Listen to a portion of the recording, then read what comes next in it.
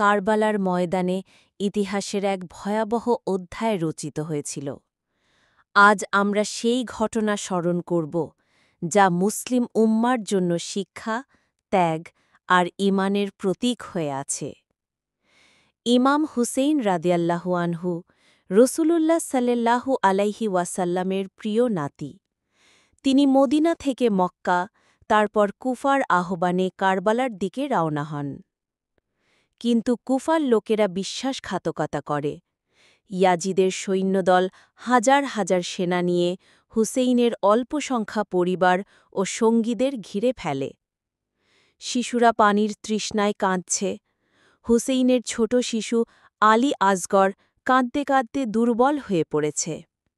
হজরত আব্বাস রাদিয়াল্লাহু আনহু পানি আনার জন্য শত্রুর মোকাবেলা করলেন, কিন্তু শহীদ হলেন।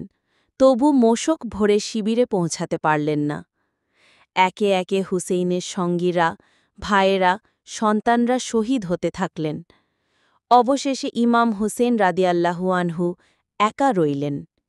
তিনি শেষ নামাজ আদায় করলেন, তারপর পরিবারকে বিদায় জানালেন এবং সত্য ও ন্যায়ের পতাকা উঁচু রেখে শাহাদাত বরণ করলেন।